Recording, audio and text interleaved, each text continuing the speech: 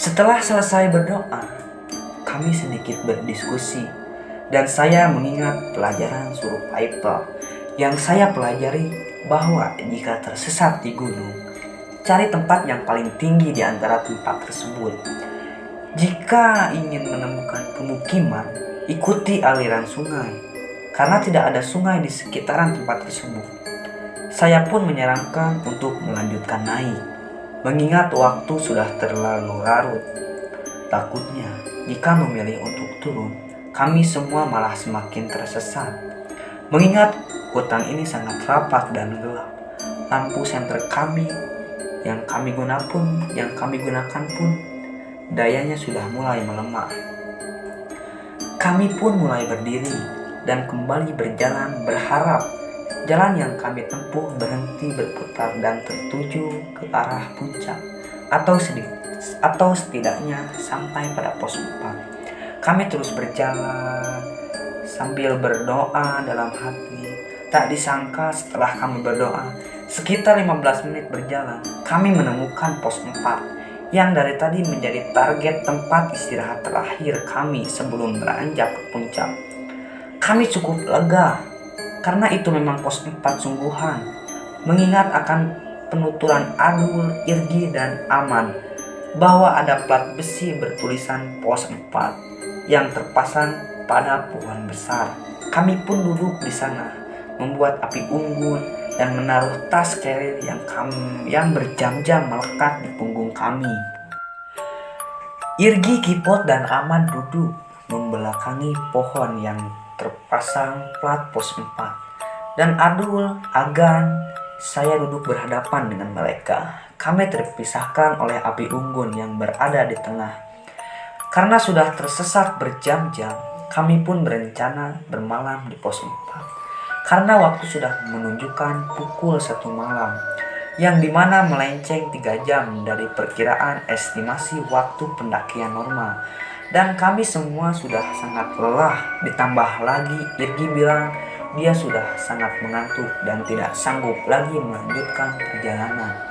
Kami pun memutuskan untuk bermalam di pos ini sambil menunggu pagi hari datang untuk kemudian bisa turun dengan lebih lancar karena lebih mudah untuk bernavigasi darat. Kami lebih memilih untuk lebih dahulu memasak dan membuat kopi daripada mendirikan tenda, karena perut kami sudah sangat lapar saat itu. Agan, Adul, dan saya mulai memasak dari logistik yang kami bawa, dan Irgi, Ahmad, dan Kipot masih duduk berjajar sambil merokok dan mulai sedikit-sedikit tertidur. Kami semua sebenarnya sudah mengantuk karena melalui perjalanan yang sangat menguras tenaga dan emosi, ditambah lagi ini memang sudah waktunya untuk tidur mengingat waktu sudah lewat tengah malam.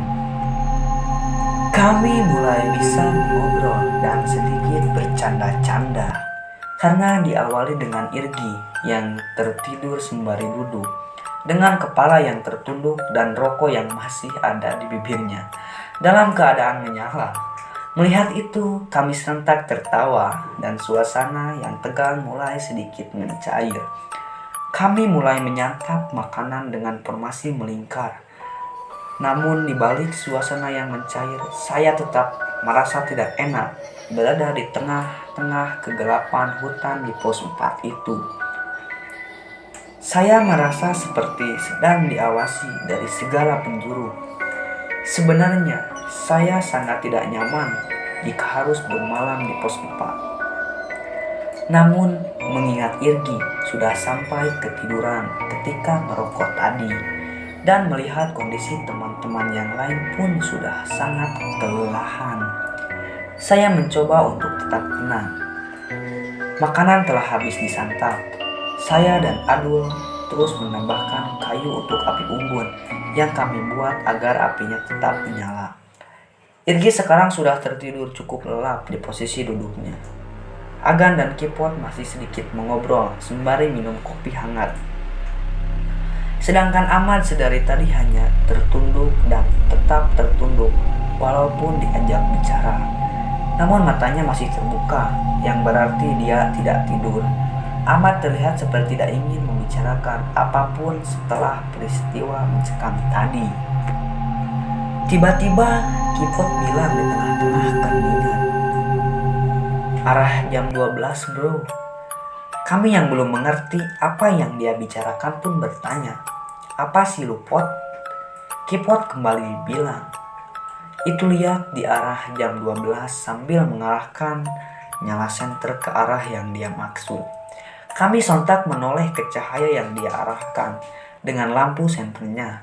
Di situ kami melihat dua sosok yang berbeda.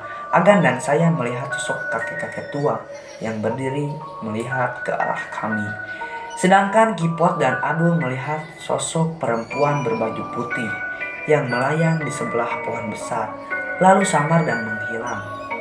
Irgi yang masih tertidur dan Ahmad yang masih saja menunduk seperti tidak melihat di antara dua sosok tersebut. Kami pun mulai merasa panik dan tidak tenang, lalu berpikir bahwa tidak akan aman jika kami tetap bermalam di sini. Tidak lama kemudian, Kipot yang duduk paling kiri di antara jajaran Irgi dan Ahmad melihat sosok wanita berwajah rusak yang bersandar di kerry miliknya, yang dia sandarkan tepat di samping kiri tempat dia duduk. Wanita itu menatap ke arahnya dengan tatapan tajam, dengan kepala yang mendangak dan wajah yang sangat pucat. Kipot lalu terpejam sambil berbisik agak keras memanggil Adul. "Dul, kesini Dul," sembari menarik tangan Adul yang bisa dia jangkau. Adul pun tertarik dan jongkok tepat di depan Kipot. Seketika itu pula Adul melihat wajah sosok wanita yang sangat pucat dan agak rusak itu. Mereka berdua panik, seram dan takut, namun tetap berusaha untuk tidak memberitahu yang lain, lalu mengalihkan dengan mengajak untuk segera pergi dan melanjutkan perjalanan menuju ke puncak. Agan pun berpikiran demikian, namun saya dan teman-teman yang lain sedikit berdebat untuk kembali melanjutkan perjalanan ke puncak atau tetap bermalam di pos 4. Jika tetap berada di pos 4, hal-hal yang lebih mengganggu atau bahkan makhluk gaib yang berdatangan kemungkinan akan lebih banyak, atau situasi berkemungkinan menjadi lebih buruk lagi. Namun melihat kondisi Irgi yang sudah tertidur cukup lelap dan kondisi kami yang sudah sangat kelelahan, membuat saya berpikir lain. Saya menyarankan untuk bermalam di sini. Takutnya jika melanjutkan perjalanan kita akan tersesat dan berputar-putar lagi seperti tadi. Akhirnya setelah sekitar setengah jam kami berdebat di pos 4, kami memutuskan untuk berkemas dan melanjutkan perjalanan.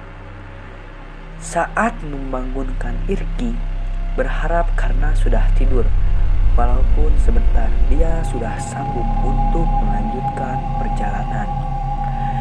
Jam 2 dini hari, kami mulai kembali melanjutkan perjalanan, mengikuti jalan setapak tunggal yang mengarah ke atas. Kami semua berjalan dengan setengah mengantuk, karena baru Irgi saja yang terlelap. Tidur itu pun hanya sebentar. Kami berjalan menyusuri hutan yang masih rapat bergantian dengan daun yang tinggi seperti sebelumnya. Perjalanan masih terasa mencekam. Saya merasa bahwa kami berjalan dengan diawasi dari segala penjuru. Posisi kami berjalan berganti dengan Adul.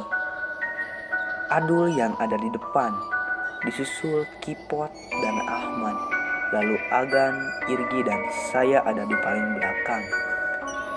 Tidak ada hal yang mengganggu secara fisik selama perjalanan ini, namun masih tetap merasa diawasi dari segala penjuru. Kami terus sambil berharap perlahan vegetasi akan mulai sedikit terbuka, yang artinya itu menandakan bahwa puncak tidak jauh lagi. Lalu kami pun menemukan tumbuhan yang menjalar ke tengah, membentuk seperti terowongan, seperti di bawah tadi, namun yang ini sedikit berbeda. Terowongan ini terbentuk dari tumbuhan bambu kuning yang ukurannya cukup kecil dibanding pohon bambu kuning pada umumnya.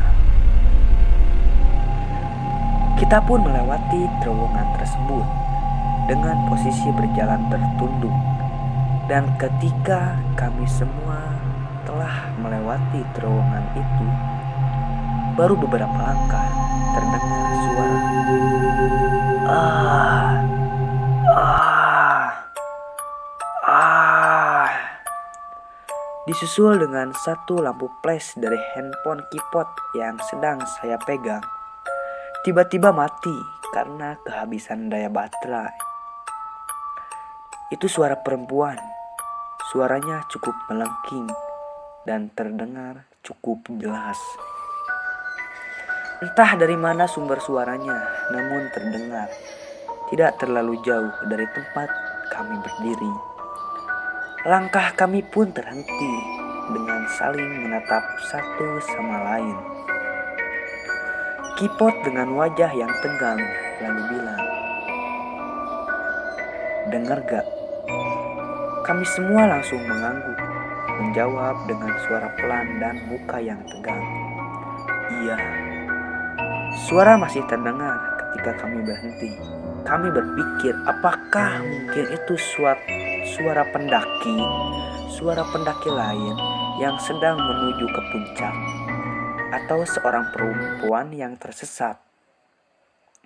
Tapi Ahmad langsung mematahkan dugaan itu dengan bilang, "Ayo lanjut." Seperti tidak ingin membahas suara apa itu. Kami kembali lanjut berjalan dengan suara teriakan yang masih terdengar. Saya pun terpaku dengan pikiran bahwa itu adalah suara makhluk gaib yang mungkin bermaksud kembali menyesatkan kami. Kami terus berjalan dan waktu sudah menunjukkan pukul 2:20 dini hari atau bisa disebut malam. Kami sedikit bersyukur karena seperti yang kami harapkan, vegetasi mulai terbuka. Hutan yang tadinya rapat dan gelap sudah mulai berjarak. Dan kami pun bisa mulai melihat langit dengan bulan purnamanya yang bersinar terang. Ketika kami mulai bisa melihat ke arah atas, saya bermaksud bertanya kepada 3 orang teman yang sudah pernah kesini sebelumnya, "Masih jauh gak sih?" Adul pun menjawab dengan sigap, "Itu puncaknya," sambil menunjuk ke arah sebuah pohon tidak berdaun yang terlihat tidak terlalu tinggi.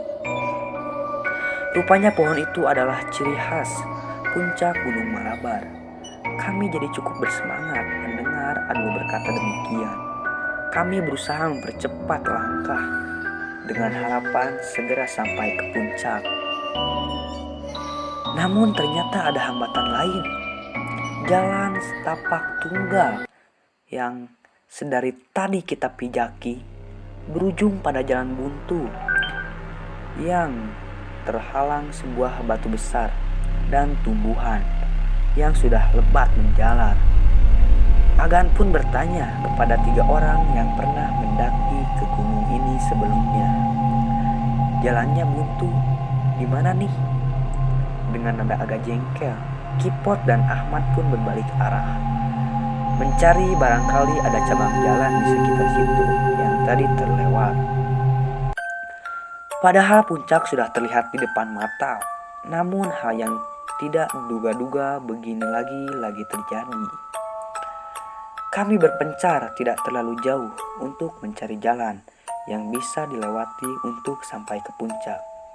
Setelah beberapa menit berjalan, Agan menemukan jalan yang bisa dilalui, yaitu jalan yang melipir ke arah kiri dari jalan buntu yang terdapat batu tadi. Kami pun mulai menerabas ke arah kiri dengan pijakan yang sangat sempit, sambil berpegangan pada tumbuhan di sekitar yang cukup kuat untuk menahan beban tubuh kami. "Alhamdulillah puncak bro," kata Adul yang berada paling depan sambil berteriak. Saya yang berada di paling belakang langsung bergegas mempercepat langkah ingin segera melihat puncak gunung dan beristirahat dengan tenang di atas sana. Setelah bisa melewati jalan sempit itu, kami semua lega karena benar-benar sampai puncak. Sesampainya di puncak, hal yang pertama kami lakukan adalah menaruh tas carrier dan membuat lingkaran cukup besar dengan posisi saling membelakangi. Lalu buang air kecil dengan hati yang lega, karena kami semua tidak ada yang berani buang air kecil selama perjalanan yang mencekam tadi. Bahkan saat beristirahat sekalipun, kami lebih memilih menahan kencing, karena sebenarnya rasa ingin kencing itu teralihkan oleh rasa panik, takut, dan kalut. Karena perjalanan mencekam dan berbagai makhluk yang kami lihat di bawah tadi, setelah kami mengumpulkan kayu bakar dan mulai menyalakan api unggun, waktu ketika kami sampai di puncak Gunung Malabar adalah pukul 2:37 waktu Indonesia Barat, di mana itu melenceng 4,5 jam dari perkiraan estimasi waktu pendakian normal, yang mana memunculkan pertanyaan yang sama di benak kami berenam.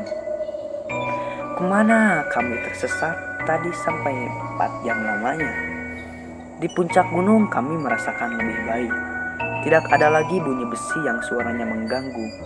Tidak terdengar lagi suara motor statis yang tidak mendekat maupun menjauh selama berjam-jam lamanya. Di tengah kegelapan tidak terlihat lagi kunang-kunang yang menyala di sepanjang sisi jalan setapak yang selama ini kami lewati. Tidak ada lagi suara-suara aneh yang asalnya entah dari mana. Tidak ada lagi penampakan makhluk-makhluk gaib. Dan tidak terdengar lagi suara teriakan perempuan yang tadi terdengar tidak terlalu jauh sebelum kita sampai di puncak. Kami tidak lagi merasa ada yang mengawasi kami dari segala penjuru. Kami merasa puncak gunung ini adalah area paling aman dari semua bagian gunung dan hutan yang telah kami lewati berjam-jam lamanya. Karena itu, kami mulai sedikit saling bercerita tentang apa saja ya hal janggal yang masing-masing dari kami lihat, dengar, atau rasakan selama perjalanan yang sangat berbeda dengan perjalanan kami ke gunung-gunung lainnya. Kami duduk melingkar api unggun yang tidak terlalu besar. Lalu Irgi mengawali pembicaraan dengan bilang, "Gua sebenarnya pengen buang air kecil dari tadi, sejak dari bawah tadi anjir. Dari sebelum kita nyium aroma bau belerang. Tapi gak berani buang air kecil soalnya kayak ada yang ngikutin kita dari belakang gua." Saya yang mendengar suara langkah kaki yang berada di paling belakang. Saya yang mendengar suara langkah kaki yang berada di belakang Irgi langsung menyaut, "Iya, semenjak bau belerang itu, gua juga ngedengar di belakang lu ada suara orang jalan. Makanya, gua sering noleh lihat ke arah belakang, takut lu hilang," sambil sedikit tertawa. Lalu Kipot mulai membahas tentang apa yang dia lihat selama dia berjalan di paling depan. Gua makanya sering berhenti jalan, sering lihat kakek-kakek anjir. Terus pas di pos 4, gua lihat kayak ada cewek yang melayang di sebelah pohon. Mendengar pos 4, Adul langsung menyaut, "Lu gak ingat yang di sebelah kiri lu, yang mukanya ngedangak di kiri lu?" Kipot langsung menjawab, "Iya, gua juga kaget pas lihat ke kiri ada muka cewek pucet, mukanya rusak." Agan dan saya mendengar cerita mereka, penampakan langsung ikut bicara. "Iya, gua juga lihat kakek-kakek di pos 4. Kayaknya itu suara yang minta rokok. Ahmad yang saya lihat tadi tidak banyak bicara tiba-tiba bilang, "Gua juga lihat perempuan serem di pos 4. Di situ saya mengerti kenapa Ahmad tidak mau banyak mengobrol dan selalu tertunduk di pos 4. Lalu Kipot tiba-tiba menyaut nyeleneh sembari bangkit dari duduknya dan bilang dia ingin tidur dengan menggantungkan sleeping bagnya di pohon dan tidur dengan posisi berdiri. Kami yang mendengar sontak tertawa karena Kipot yang selalu punya bahan candaan telah kembali setelah berjam-jam diam, tidak sanggup bercanda di perjalanan karena saking mencekangnya. Waktu semakin beranjak menuju pagi. Irgi, Adul, dan Ahmad sudah terlelap di atas tenda yang digelar di tanah. Sedangkan Agan, Kipot, dan saya masih mengobrol sambil merokok di depan api unggun, sambil sesekali kekeh membicarakan tersesat kemana kami tadi. Kami bertiga terjaga sampai sekitar jam 5 pagi, sampai akhirnya kami pun tertidur di depan api unggun. Hanya tidur 1 jam, Agan dan Kipot kembali terbangun dan membangunkan saya. Namun saya memilih untuk tetap tidur karena merasa masih sangat ngantuk. Irgi juga terbangun kala itu, sedangkan Ahmad dan Adul masih terlelap di atas tenda yang digelar. Soalnya tenda gak didirikannya. Agan dan Irgi mengambil foto karena saat itu matahari sedang terbit dengan dominasi warna merah yang sangat cantik di ujung timur sana, sedangkan Kipot sibuk mengurus perut karena lapar. Pukul 7 pagi saya terbangun dengan 5 teman saya yang sudah terbangun, dengan sebagian yang sedang memasang hemok dan sebagian lain memasak dan mengabadikan momen di puncak Gunung Malabar kala itu. Kami semua kemudian sarapan dan minum kopi hangat pagi hari itu. Karena tidak ingin terkena trik di perjalanan pulang, kami segera mengemas barang dan mendokumentasikan beberapa gambar sebelum akhirnya berdoa dan mulai berjalan pulang pada hari Jumat pukul 8:45 pagi. Ketika saya hendak mengambil jalan memutar yang semalam kami lalui, karena jalan yang buntu, Ahmad dan Adul kemudian memanggil dan bilang, "Ini ada jalan, ke sini."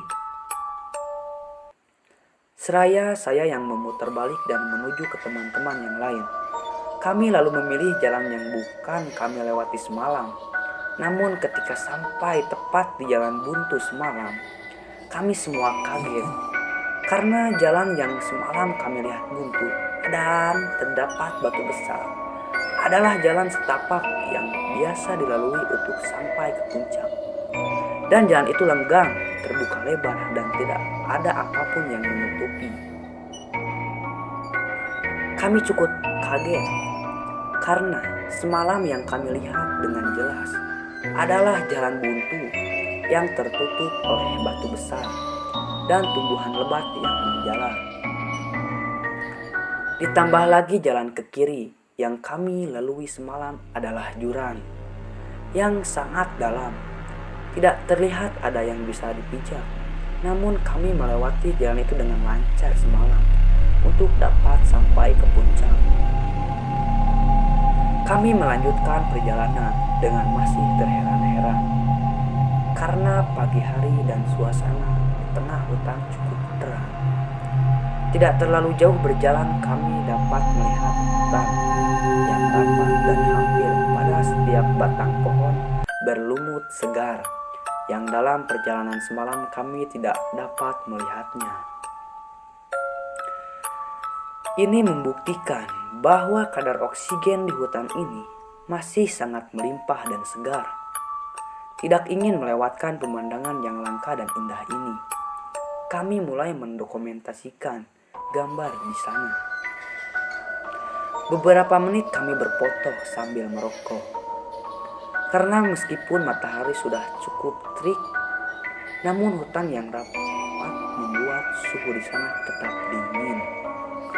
Setelah cukup puas mengambil gambar dan menikmati hutan lumut, kami kembali berjalan turun dan tidak terlalu lama.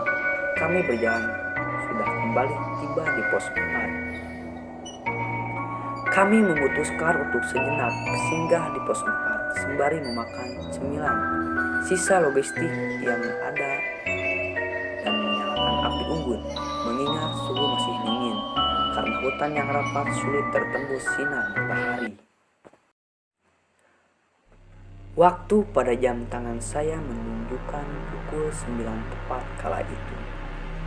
Di pos 4 kami masih membicarakan beberapa kejadian mencekam semalam, dan sebenarnya saat itu meskipun sudah pagi hari, saya tetap merasa di sana kami masih diawasi dari segala penjuru. Saya masih merasa kurang nyaman berada di pos 4. Sekitar 5 menit kami beristirahat di pos 4.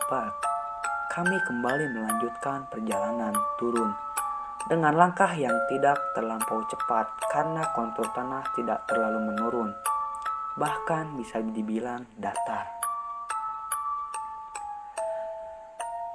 Saya teringat untuk membawa sampah kemasan cemilan yang Irgi tinggalkan semalam, karena mengingat kami memang tidak terbiasa untuk membuang sampah sembarangan di gunung.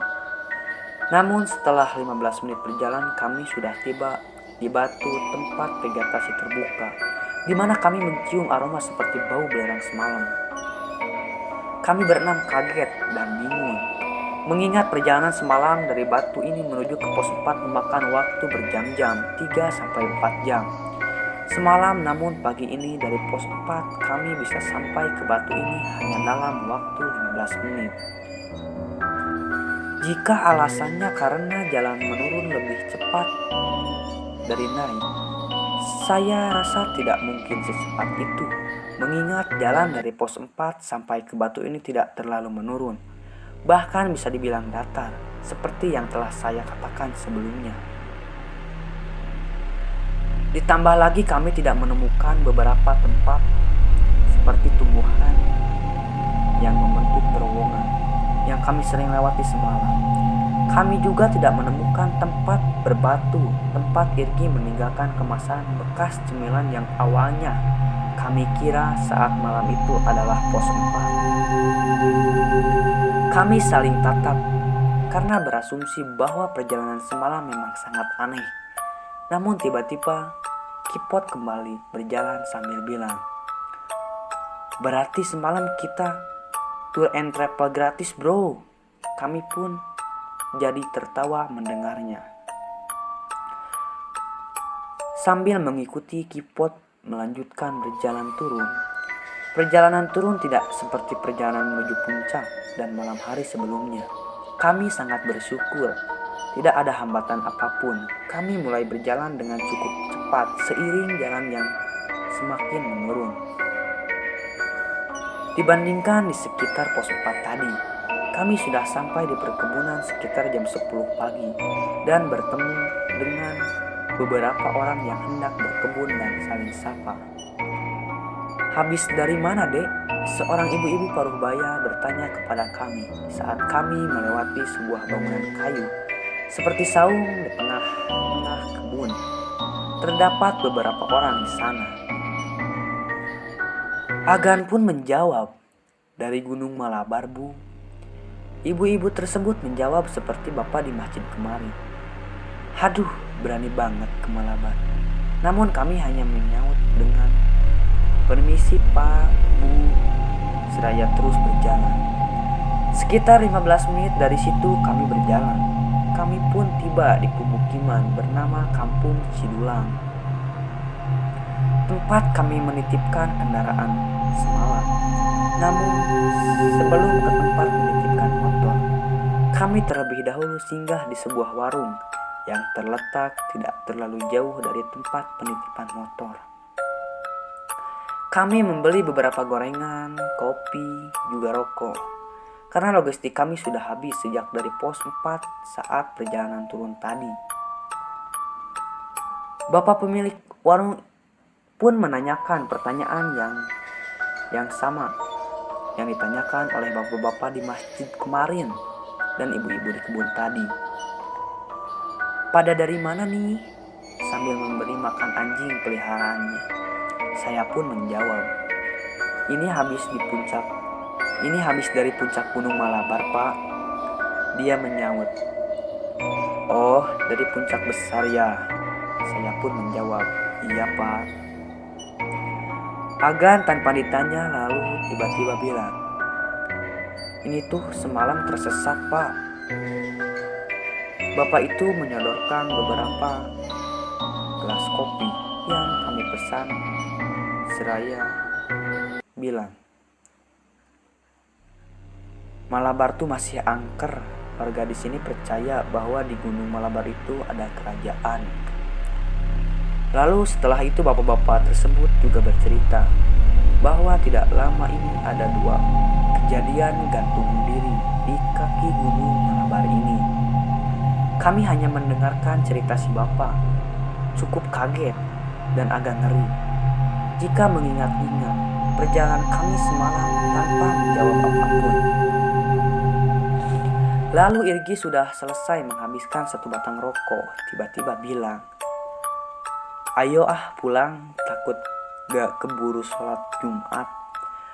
Bapak-bapak pemilik warung tersebut lalu tiba-tiba menoleh dengan wajah yang terlihat heran. Seraya bilang, Emang kalian naik hari apa? Saya menjawab, hari Kamis sore, Pak, malam Jumat.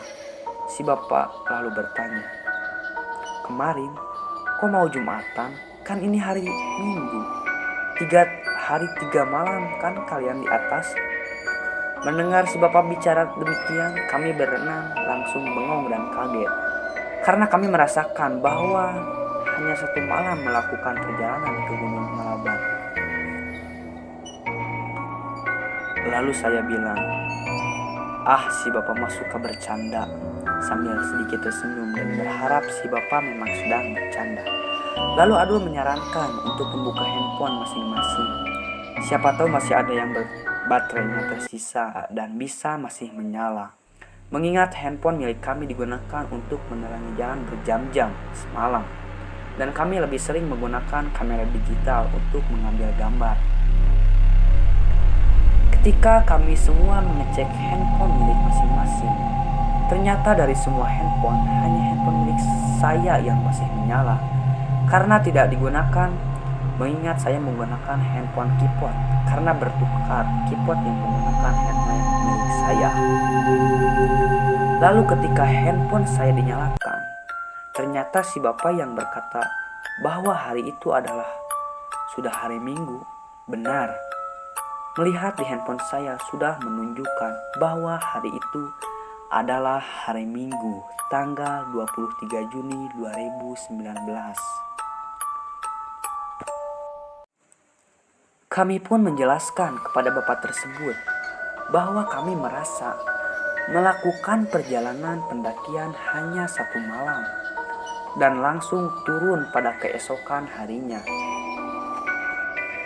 yaitu pada hari Jumat. Si bapak yang tidak terlalu menanggapi cerita kami langsung buru-buru menitipkan warungnya kepada kerabat yang kebetulan baru saja tiba di warung tersebut dengan motornya, untuk kemudian membawa kami ke sebuah rumah yang tidak terlalu jauh dari warung si bapak tersebut. Setibanya di sana, kami langsung disuruh untuk masuk dan membersihkan diri. Dan setelahnya ditanyai dan disuruh bercerita tentang peristiwa apa saja yang terjadi semalam, yang menimpa kami sedetail mungkin. Kemudian pemilik rumah yang bisa dibilang sesepuh atau orang pintar di lingkungan tersebut bilang, Untung saja semalam kalian duduk dan berdoa. Kalau enggak, kalian gak tahu gimana sekarang.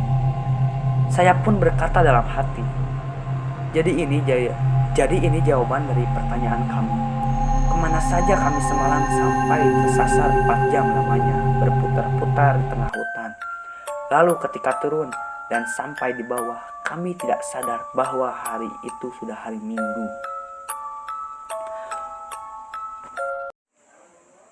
Oke, gimana tuh ceritanya, bos? Semoga bisa diambil kesimpulannya. Jika ada kesalahan dalam pengetikan atau perkataan, mohon dimaafkan. Gua Apuy, sampai jumpa di video selanjutnya. Bye bye.